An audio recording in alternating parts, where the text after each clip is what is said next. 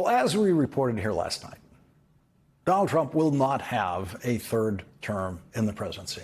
We're beginning once again tonight with something that is not actually news, shouldn't be treated as news. Today, even Donald Trump himself gave up the game of using talk of a Trump third term as a way of diverting news attention away from the Trump cruelties, especially the denial of food to hungry people around the world and soon here in the United States. That is what the third term talk was supposed to do and largely succeeded in doing, get the TV pundits to talk about the third term instead of talking about taking food and medicine away from the poorest people in the world when Donald Trump closed down the United States Agency for International Development. Have pundits talk about the third term in welcoming tones in right-wing media and terrified tones in the rest of the media so that they are not talking about the Epstein files, so that they're not talking about Donald Trump becoming the first president in history to suspend the food stamp program, the Supplemental Nutrition Assistance Program. This program always recognized the Trump third term talk as a diversionary tactic, not to be indulged, but only to be identified as the diversionary tactic that it is. Today, Donald Trump himself finally was forced to admit today, no doubt at the urging of Republicans in Congress who would find it unbearable to go into next year's congressional elections with Donald Trump threatening, no matter how empty the threat, a third Trump term. And so we reported here last night on how the Republican Speaker of the House went out of his way yesterday to make it very clear that it is absolutely constitutionally impossible for Donald Trump to run for a third term. The Speaker was forced to publicly explain what every American high school student is supposed to already know, that it would take an amendment to the Constitution to allow for a third term, and an amendment to the Constitution requires a two-thirds vote of the United States Senate, which is currently politically impossible, and a two-thirds vote of the House of Representatives, which is currently politically impossible. The amendment would then have to be approved by three-fourths of the states, another political impossibility in today's politics. In fact, a new best-selling book by Harvard history professor Jill Lepore makes the convincing case that amending the Constitution has become politically impossible in this country. And so, impossibility is written all over the notion of a third presidential term, and Republicans are supposed to know that because it was the Republican Party that created term limits for the presidency through a constitutional amendment. After the most popular president in history, Franklin Delano Roosevelt, was elected president 4 consecutive times beginning in 1932, Republicans went to work to prevent that from ever happening again. After his final re-election campaign in 1944, President Roosevelt died in office the next year, in April of 1945, with the end of World War II in sight.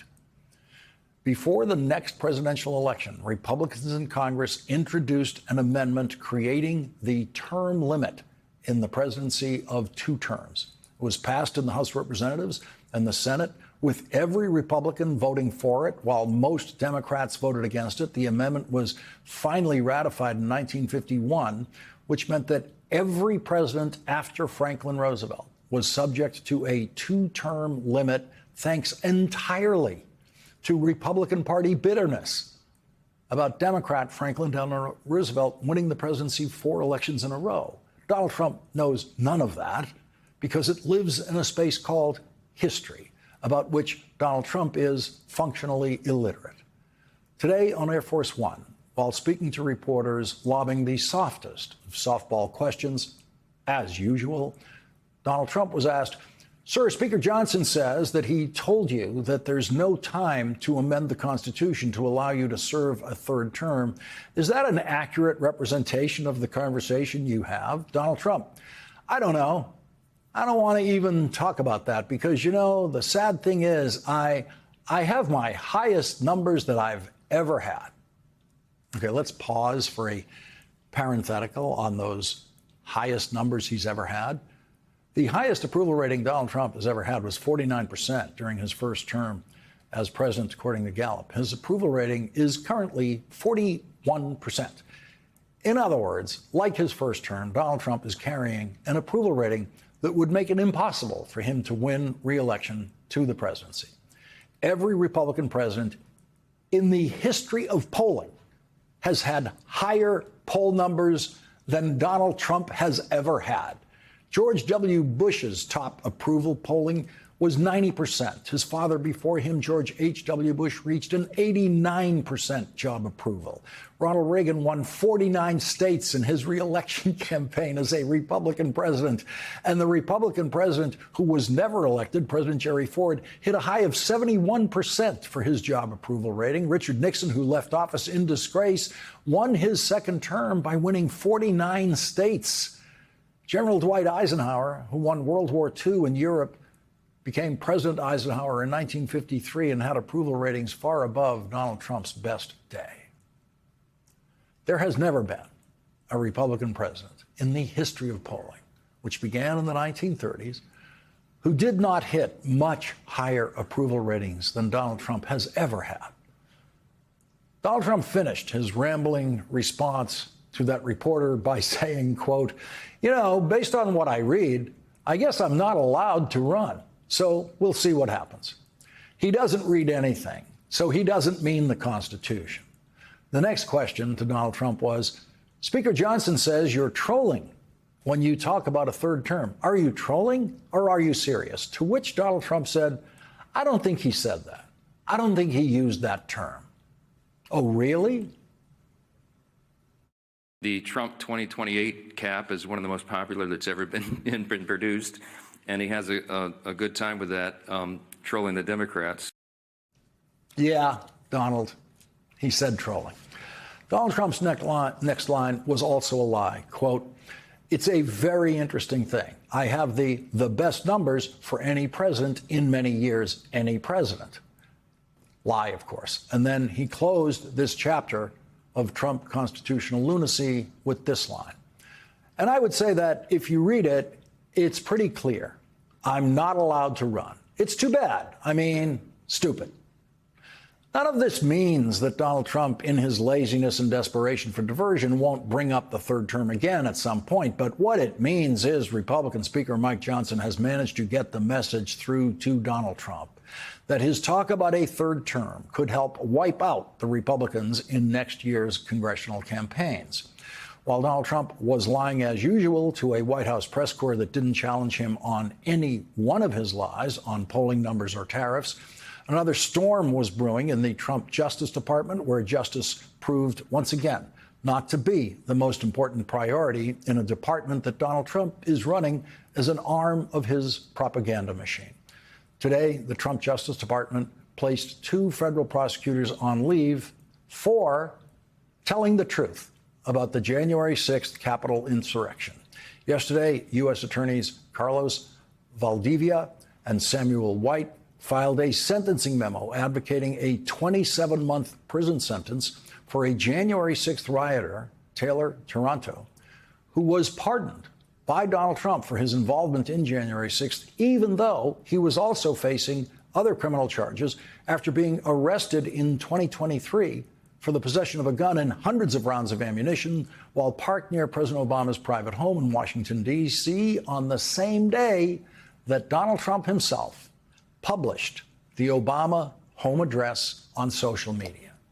In their sentencing memo, the federal prosecutors wrote, "Thousands of people comprising a mob of rioters attacked the U.S. Capitol while a joint session of Congress met to certify the results of the 2020 presidential election. Toronto was accused of participating in the riot in Washington, D.C.